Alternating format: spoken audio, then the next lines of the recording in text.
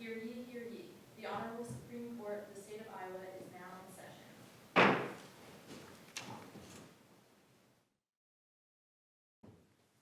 Thank you, everyone. Please be seated.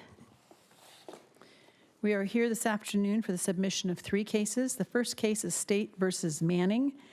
It is hereby submitted without oral argument. The first oral argument of the afternoon is Wyldes versus State. Ms. Cook? Good afternoon. We are here today because the district court conflated the 2 legal standards at issue in this post-conviction relief matter. Mr. Wyldes had 2 separate and distinct claims before the court. The first one was whether newly discovered evidence would probably change the outcome of his criminal trial in 1987. The answer to that is yes, by a preponderance of the evidence. The second claim was whether Mr. Wyldes had evidence that he was actually and factually innocent under the Schmidt analysis of clear and convincing evidence. The court instead utilized a standard that required clear evidence that it would change the result of the trial for all the claims instead of using the analysis in the 4-part test that this court laid out in Moore versus Iowa and evaluating that 4th prong. For these reasons, the correct legal standards, the analysis that the court is required to do would grant Mr. Wyldes a new trial. If we turn to the evidence in this case, there's only 3 key pieces of forensic evidence used to convict Mr. Wyldes in 1987. The first is shell case matching. It is the firearms and toolmark examiner examining .22 caliber casings from the crime scene, the farm, and casings from a nearby gravel road. In 1987, the examiner testified these sets of casings came from the same gun to the exclusion of any other firearm or gun, and that they had a very unique telling mark on them. Do with the fact that Mr. Wyldes' expert testified to the same thing? So Mr. Caton testified that he also thought those casings could be attributed to the same gun. Both Mr. Caton and the DCI examiner, though, did not acknowledge the newly discovered evidence we have here about error rates, about the limits of a comparison or an examiner's opinion. So in 87, an examiner testified without any limits. He testified, in my 20 years of experience, I've never made a mistake. And it's my opinion these came from the same gun. Then the second piece of evidence is where Mr. Wyldes comes in. So today, a firearms and toolmark examiner could testify that those 2 sets of casings are likely from the same weapon, but he could not say to the exclusion of any other firearm ever made, and he would have to admit that sometimes firearm examiners get it wrong. The only connection to Mr. Wyldes is the firearm examiner's invented or created theory that he could pick out other casings where Wyldes had been in previous times and previous public shooting ranges and farms, and even those casings did not match the casings on the farm or the road unless you believed this progressive deterioration theory that nobody has ever heard of before or ever used before. It doesn't have any record in the literature, in the industry guidelines and standards, and our director of the DCI lab testified he would never, ever be able to testify to that theory today. It doesn't have any foundation. It's in the record on the error rate for matching or consistent with testimony when 2 independent experts reach the same conclusion. Your Honor, I don't think there are any validation studies that take into account testimony.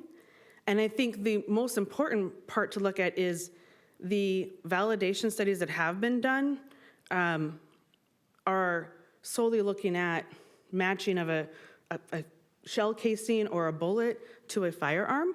There is no firearm in this case. There's not your traditional firearms examiner analysis where you can collect a firearm, conduct a test fire, and compare it to the crime scene casings. With Ames 2, as I look at how it was conducted, it appears to have been performed with this kind of black box mentality, right? Where we have the examiner not knowing whether it's a test or whether it's sort of, actual kind of field work. What was wrong with that study? Well, Your Honor, I think those are great questions for Mr. Tobin and for other firearms and toolmark examiners and the scientists and the amici that attached their studies. I think the most important part of that debate is the treatment of an inconclusive. So in 1987, examiners looked at shell casings and they said it matched, it was the same gun. Today, an examiner has to pick 3 options according to their manual: an identification, an inconclusive, or an elimination. And Ames 2 has concerns about the way they treated that inconclusive. It's kind of like saying yes, maybe, no, and is a maybe a wrong answer? And I would say if we know the truth of whether it's an identification and it does belong to a certain firearm, or it can be eliminated, then an inconclusive should be wrong. And Mr. Murillo testified in front of the district court that if you included those inconclusives as errors, the error rate's over 50%. I think, too, it's really easy to get pulled down into the very specifics of the studies and the science. The main point here is the district court utilized the wrong legal standard when evaluating this evidence, and without the problematic testimony. The wrong standard, the probably would have. Says there's no clear evidence that would have changed the result of the trial. Under Moore, the 4th prong requires that it would probably lead to a different outcome. And this court has been very clear in its rulings that that's not the same as it would change the outcome of the trial. And Moore, that new evidence about the comparative bullet lead analysis, it met all first 3 parts of the test and only failed the 4th part because of all the other compelling evidence of guilt. We have no other evidence of guilt here. The only other piece of forensic evidence is a partial shoe print that debatedly, arguably, would never come into evidence today because of the time lag between when the shoes,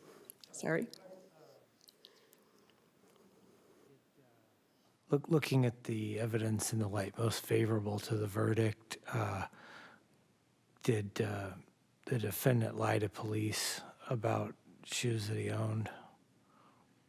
I think there's a misunderstanding, and I also think that when a court is conducting this analysis of would it probably change the result of the trial, an inconsistent statement about when someone obtained a pair of shoes is a very small piece of evidence that the fact finder would be able to evaluate. To conceal his ownership of a .22 caliber Marlin rifle. Same response, Your Honor, because there is no .22 caliber Marlin rifle to even be compared, and there is no eyewitnesses to this crime. There is nobody who saw Mr. Wyldes with that firearm at the time. So inconsistent with his alibi? Alibis are...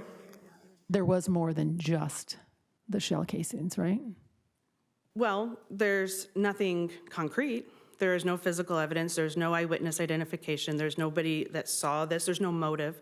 You have varying witnesses about the activities of 3 men that night, and the jury would get to decide which one they believed.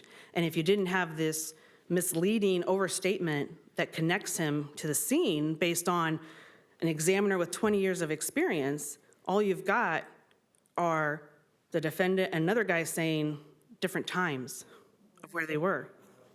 About your case. At the end of the day, it's important that we're looking for newly discovered evidence. Is that fair? Okay. And I'm having a little difficulty knowing exactly when that happens. And I think it was Justice Appel that wrote an opinion by our court where he talked about this problem science progressing, right? I mean, so that testimony in year X that is state of the art, well, science is going to progress in, the years to come, and we can't have a new trial every time that a new study comes out that might shift the sand somewhat. And I believe he spoke in terms of watershed changes. When was the newly discovered evidence discovered in this case? Your Honor, I think that's a great debate and a question that is not given an easy answer. I think you can start with the NAS report in 2009. You could start with the PCAST report in 2014. And that is when criticisms start being, levied against the firearm and tool mark field. I think what is important in this case, though, is the district court held it was new, and then it just didn't meet the fourth prong of more. And that is where the error is, because she used the wrong legal standard in evaluating it. And it's probably would have changed things. And if a jury, just because firearms and tool mark evidence is admissible, doesn't mean that the weight given to it by the jury would result in the same verdict. From Judge Reynoldson's ruling, and she quotes Moore and says, the fourth element is that the evidence would have changed the result of the trial. Is that right? Of Moore.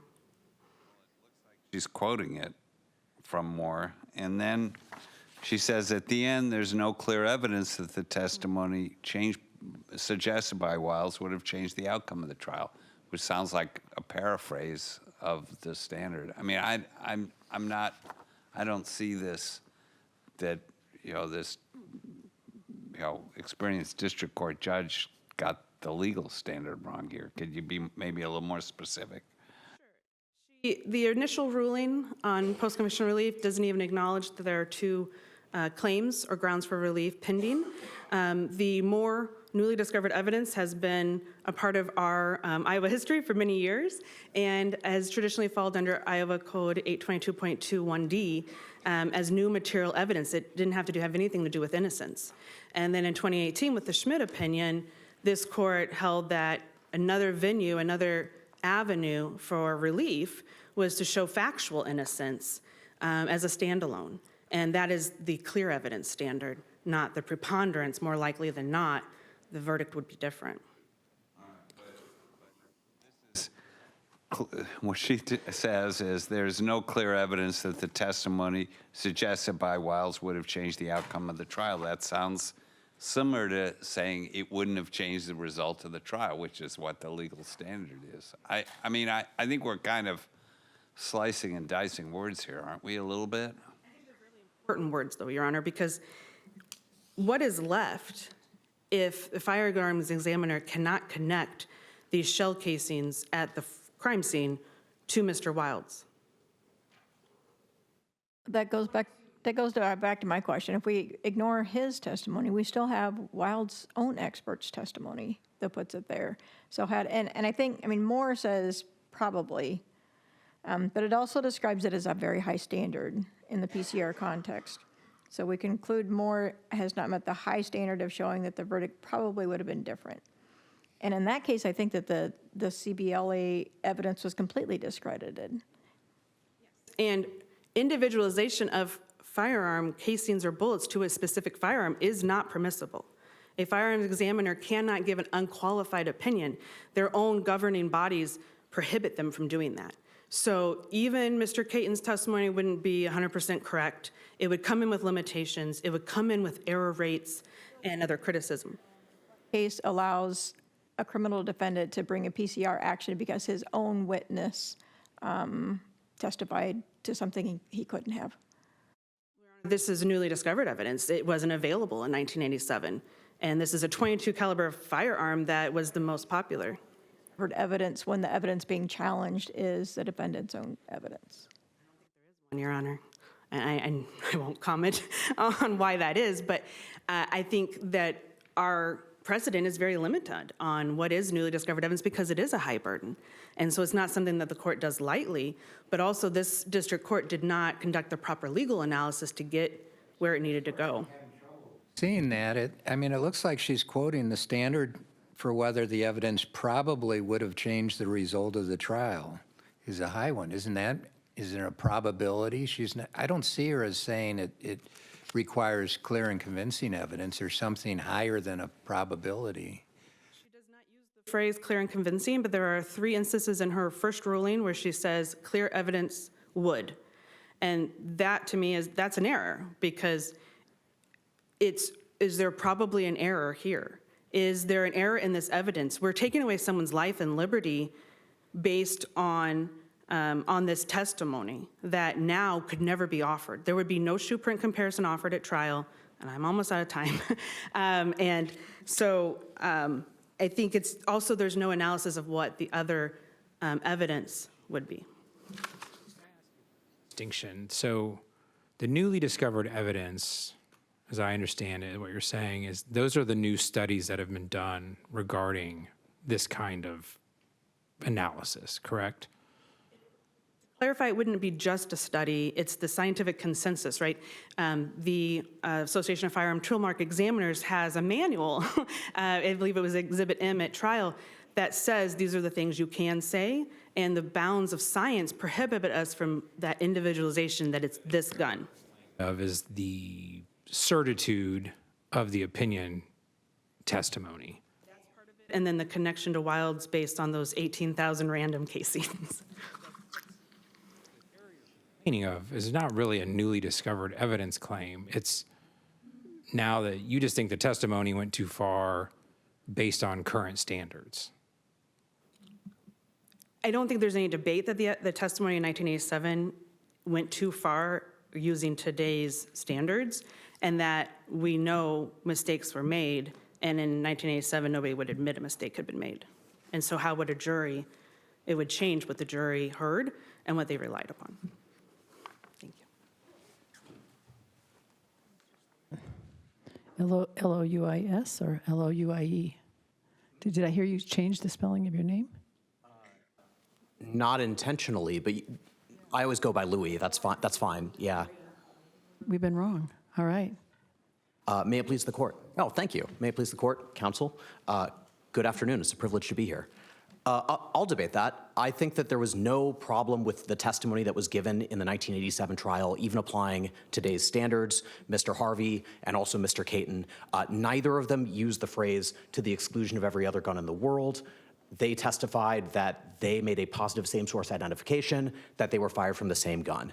This is the same kind of testimony that AFTI examiners still give today in courts across the country. If you ask them what they mean, they'll tell you that the AFTI standard says this means it is a practical impossibility that they were fired from different guns or different components, and it means essentially the same thing.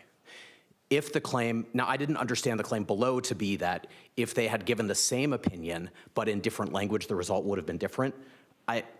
It wouldn't have. It would have been essentially the same opinion that the same gun was used to fire the shells, the casings that were found on the road versus the casings in the yard. Same result of the actual trial. I also think this court is right to note the other significant evidence of Mr. Wyldes' guilt. It is significant that in order for the positive identification between the casings on the road and the casings in the yard, for that to matter at all, a jury already has to believe Mr. Canny's testimony that Mr. Wyldes told him that he fired the gun on the road the Saturday night when he was there at the Starnes property 4 days before the murder. So already, for that to matter at all, you have to believe Canny's testimony that that's something that Wyldes told him. At that point, the jury is already believing Canny's testimony.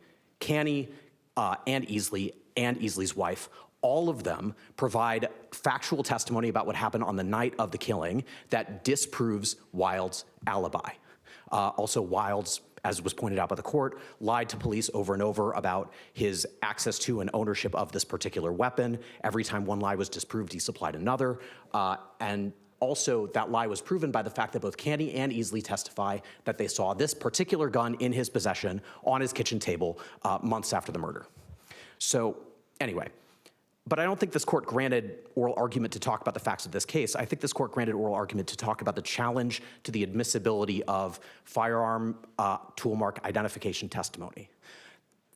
And that's what I understood the challenge to be below. That's what it is in the PCR application, that PCAST is newly discovered evidence that establishes that none of this evidence should have come in. Not that it should have come in alongside a critique on cross-examination. That's also what, if you look at page 35 of the PCR trial transcript, counsel gives an opening statement that clarifies that that is their advocacy, that we intend to prove that identification testimony is flatly inadmissible, shouldn't have come in at trial, or wouldn't come in if this were tried today, and that's the newly discovered evidence that they're arguing and asserting. The empirical studies that we've provided in the record establish that the AFT method works, or at least it can work, and it is working in these studies, that these AFT-certified, AFT-trained examiners are applying their method, and they're able to tell which of the bullets or casings were fired by the same gun or the same components. Figure out how an examiner in this case would have been able to figure out the distinction between an individual characteristic and a subclass one, particularly without the weapon here.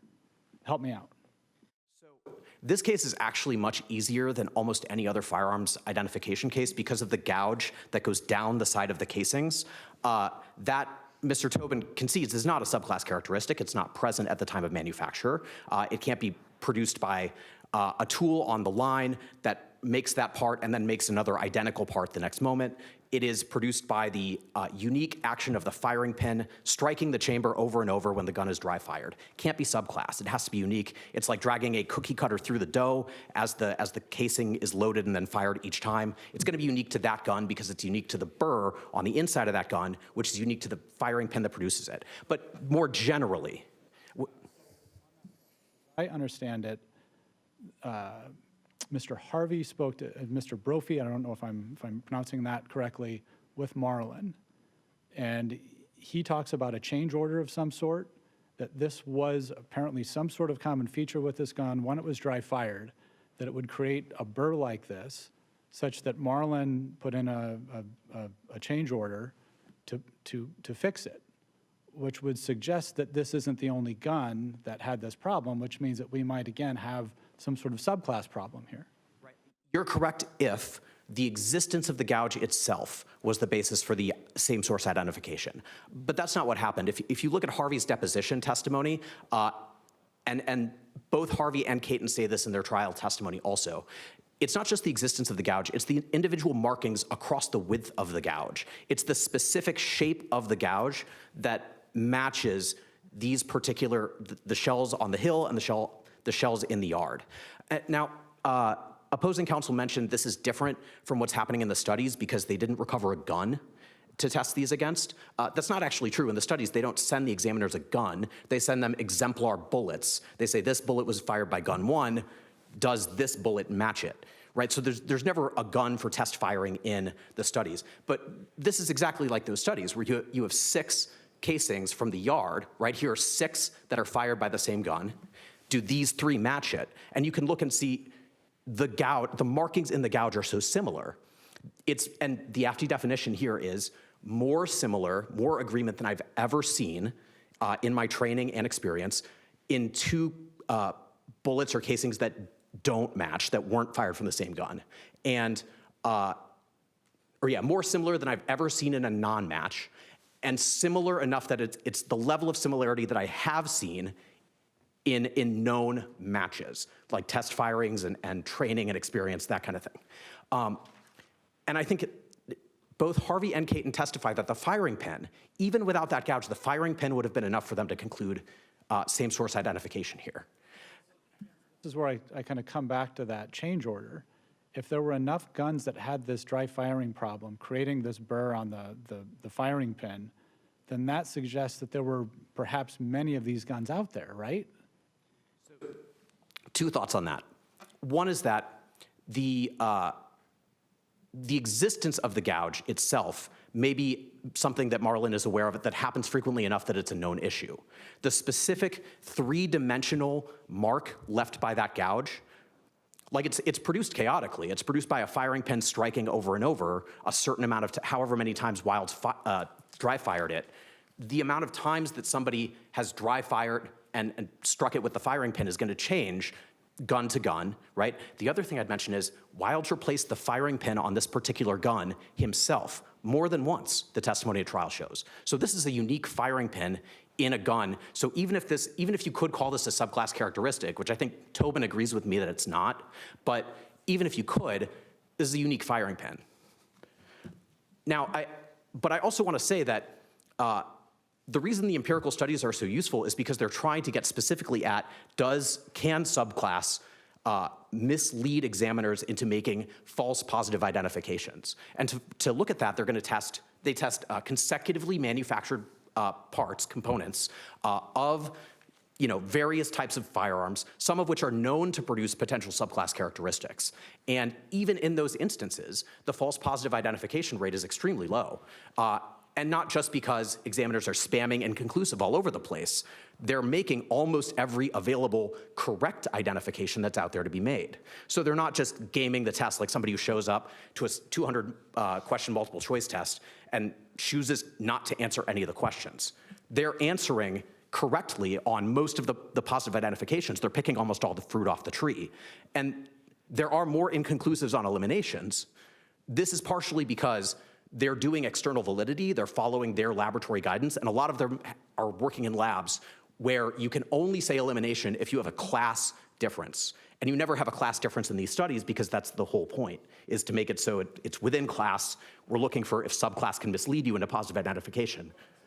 One of the criticisms of Ames 2, as I understand it, on the casings part, there were a lot of class problems that they could eliminate and not sort of subclass. I looked into that, and I can't find a place in the methodology where class could have snuck in. I read the commentary that's referenced in the transcript. What I believe is the explanation is that there were known subclass characteristics, and if it's present on one and not at the other, you can make an elimination on the basis of a subclass characteristic that's not present in both. But that wasn't an option in the drop-down menu, right? They weren't. So when they say they eliminated on the basis of class characteristics, I think that's what they meant. Now, the commentary that we're talking about also doesn't find a way that it crept in the methodology. They're just going by the responses given for eliminations. Now, the other thing I'd say about this is that it's just eliminations. It doesn't undercut the showing that almost every correct identification was made. I mean, less in Ames 2 because it was deliberately a hard study, deliberately difficult. And very few false positive identifications were made. So the fact that if it's true that there was an error in the methodology, that some amount of eliminations were handed to them on a silver platter, and I think it would have been like a third, that doesn't explain why there aren't more false positives among the 66% remaining of the different source comparison problems. If the FD method didn't work, there would be. Sorry, what?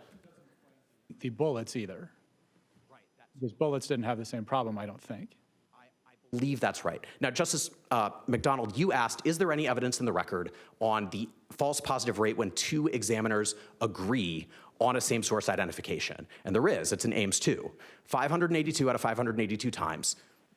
Every single time where two examiners looked at the same comparison and agreed, they were always correct. 601 out of 601 for bullets too, 100%.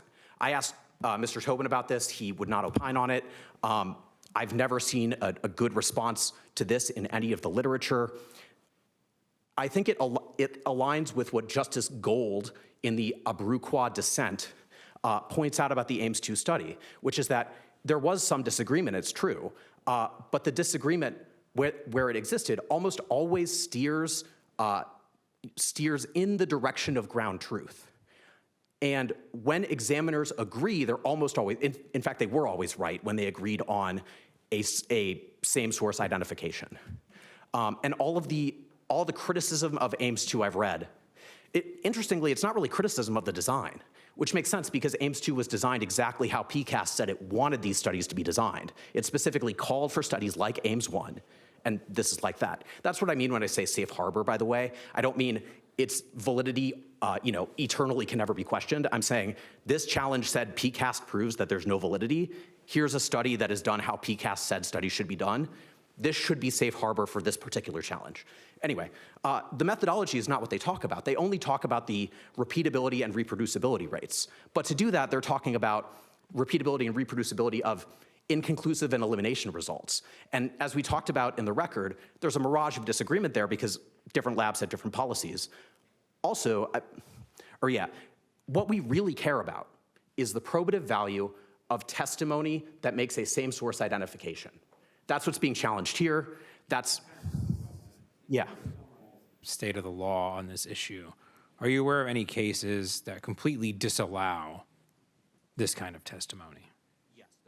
There is a Court of Appeals case from Oregon very recently, and there's a Bruqua in Maryland. They disallow same source IDs, but they don't disallow class matches. And then there are a whole category of cases that limit the scope of testimony of the expert witness, that prohibit kind of matching. Used to describe the same source identification. Point, setting aside the statistical issues and the methodological issues in the study, it's that at best, the experts in this case could have provided the same opinion with slightly different wording. I mean, I think the wording they did use, at best. Now, I want to be clear, the vast weight of authority is in favor of allowing this same source identification testimony, even in courts that apply Daubert. I mean, this passes Daubert. For us, we just care about reliability, full stop, helpfulness to the trier of fact, and to know that they applied a method that in these empirical studies has been found to show error rates of 0%, 1%, 2%. And I'm not saying that you need to find perfect external validity, that this examiner has a 0% error rate. What I'm saying is that this establishes that the method does work. It's not astrology, it's not junk science. What it is a method that works, and so a qualified examiner applying that method can be reliable, probative, helpful to the finder of fact.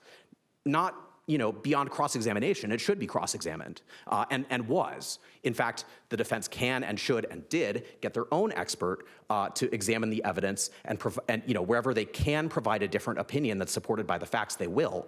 But an expert who is trained in and applies the method can give testimony that is reliable, probative, helpful to the finder of fact because, and I see I'm almost out of time, because it is extremely likely, or at least the method is capable of providing accurate, reliable, and helpful information about the ground truth.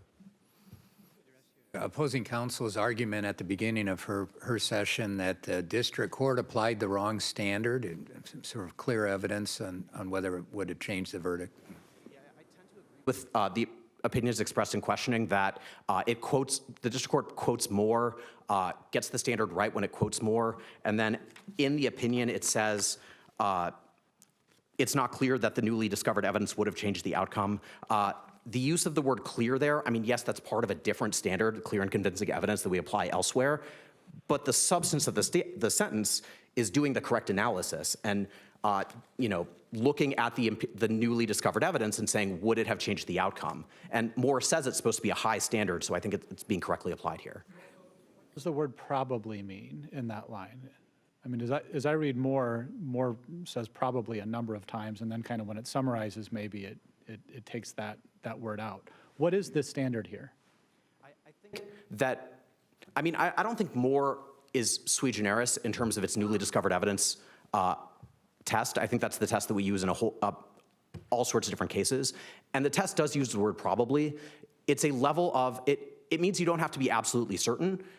I think that Moore is correct that we assign a meaning to that exceeds what we mean by probably in many other contexts, because what we're doing is just overturning a verdict, sometimes many years after the fact, and depriving the proceedings of finality, right?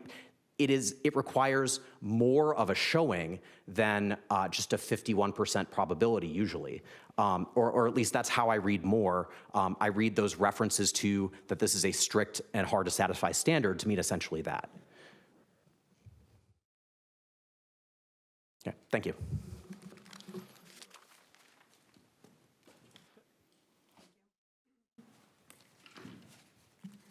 I'd like to start by going back to Moore. In that opinion, this court wrote, one of the roles of this court is to protect defendants from wrongful convictions when subsequently discovered evidence shows that an error has probably occurred. Despite any debate about false positives, inconclusives, and studies, and validation, and black box, the essence of the testimony and the evidence presented to this post-eviction court by the state experts, Mr. Brundage via deposition, Mr. Murillo, and Mr. Tobin for the defense, for the defendant, all agreed that Harvey's testimony in 1987, this unqualified, large encompassing opinion, was wrong. That the AFT method that everybody keeps talking about, it didn't really even exist in 87. The conclusions, whether there's similar agreement, that didn't exist in 87. Or can an examination expert go in testifying in court about this? It can't say that these came from the same gun definitively. What can they say? He has to qualify it. He has to say, all of the guns I test fired, or this gun that I test fired is a very probable likely match. I have not tested or examined every gun that was ever made, and I can't say it was this person's specific gun. So it's a qualified opinion.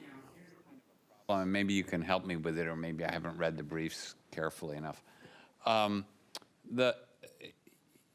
you really want to be arguing is that these forensic opinions should not have been admitted and would not have been admitted in their present form in 1987. Because of the structure of the PCR relief and the motion for new trial and so forth, what you have to argue instead is they would have come in, but then my other more recent expert opinions would have come in along with them. Isn't there kind of a disconnect there that maybe is the hook, right, of the newly discovered evidence that nobody knew in 1987 that they couldn't match it to the same gun without any limit. And today, even the state's leading firearms and toolmark examiner, Mr. Murillo, agreed that what Harvey did is unacceptable and that he could not testify like that anymore. And I don't think that we have to affirmatively establish this, cutoff like we were talking about earlier, because the fourth prong of Moore is that high burden. And just because it's a high burden, this court has said high burdens are not insurmountable. They can be met. And in this case, Mr. Wyldes has met it because everybody agreed that what happened in 87 would not happen anymore. And without it, you can't connect Mr. Wyldes to this crime scene. And this court asked, I think, about Mr. Caney. I think what you have to look at in the record, though, is that at the time that he would have testified, Mr. Wyldes would have still had the presumption of innocence. And Mr. Caney admitted he lied to investigators. He was also an addict and had his own credibility problems. And so the jury would weigh that evidence, right? But without a forensic examiner, an expert, and we all know how much juries rely on forensic evidence and experts. And would Mr. Caney's, incredible story after 3 police interviews given months later have been enough for a jury to find Wyldes shot those shell casings on the road in the wrong direction from the Starnes' house, despite them not even looking like they'd been there 4 days prior because they weren't muddy? I would argue no, that the weight of that evidence would be so insignificant that there would be no connection to Mr. Wyldes. I see that I'm almost out of time again. I wanted to point out 2 things about Ames 2, is that, studies are not real life. They cannot translate to casework. And The main point I take away from Ames 2 is that examiners are unable to repeat their own conclusions if they're given the same, unknown casing and a known casing. 20 to 40% of the time, they don't come to the same decision they did the first time they looked at it. And that's a problem that a jury should know when hearing evidence that's going to deprive someone of their life. Sometimes an injustice can only be avoided by granting a new trial, and that is such a case here. I ask you to reverse the district court and grant Mr. Wyldes a new trial. Thank you.